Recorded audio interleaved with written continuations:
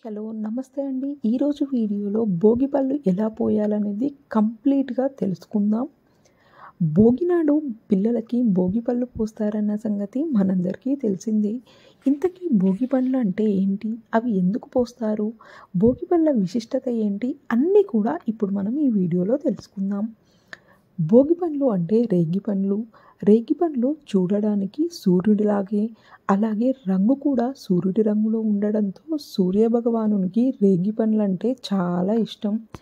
కావున ఈ రేగిపండ్లు పిల్లల తలపైన పోయడం వలన సూర్యభగవానుని అనుగ్రహం పిల్లలకి అంది పిల్లలు నిండు నూరేళ్ళు ఆయురారోగ్యంతో ఉంటారని భోగిపళ్ళు పోస్తారు. అంతేకాకుండా మామూలుగానే చిన్నపిల్లలకి దిష్టి ఎక్కువగా తగులుతుంది.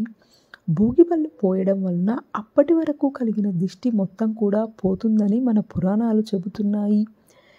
ఇప్పుడు భోగిపళ్ళు ఏ విధంగా పోయాలో తెలుసుకుందాం. భోగిపళ్ళు పోయడానికంటే ముందు కొన్ని రేగిపళ్ళు, అలాగే అందులో కొన్ని బంతిపూల రేకులు, కొన్ని చిల్లర నాణాలు కలిపి ఒక ప్లేట్లో కలుపుకొని పక్కన పెట్టుకోండి.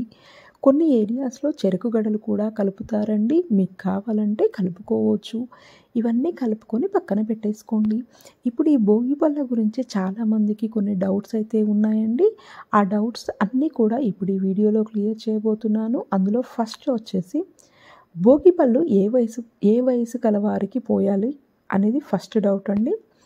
భోగిపళ్ళు ముఖ్యంగా 5 సంవత్సరాల లోపు పిల్లలకి పోస్తారండి.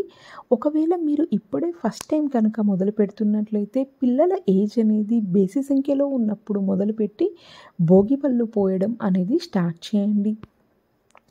ఇక సెకండ్ క్వశ్చన్ వచ్చేసి భోగిపళ్ళు ఉదయం పోయాలా, సాయంత్రం పూట పోయాలా?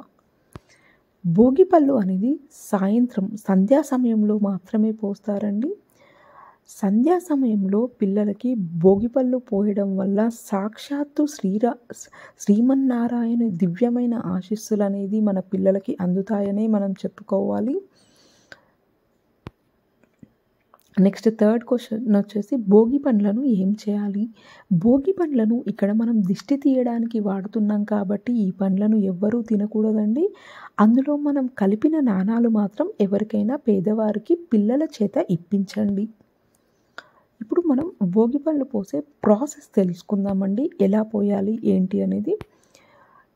భోగిపళ్ళు ఎలా పోయాలి అంటే ఫస్ట్ మీ పిల్లల్ని మంచిగా తలస్నానం చేయించి రెడీ చేసి కొత్త దుస్తులు వేసి ఒక చైర్లో కూర్చోబెట్టండి.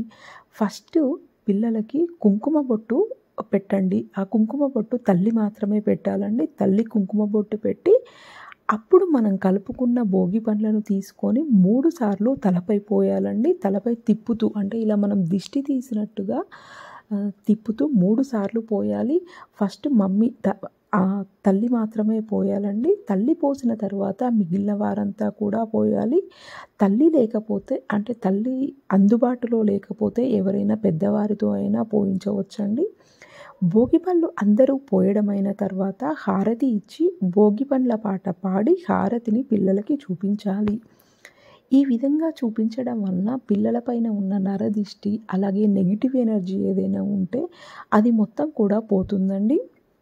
ఆ తర్వాత రేగిపండ్లను బంతిపూల రేకులను ఎవరు తొక్కని ప్లేస్లో ఒక చెట్టు మొదట్లో కానీ లేదంటే ఎవరు తొక్కని ప్లేస్లో ఎక్కడైనా వేసేయాలి. అందులో కలిపిన నాణాలను మాత్రం పిల్లల చేత పేదవారికి ఇప్పించండి.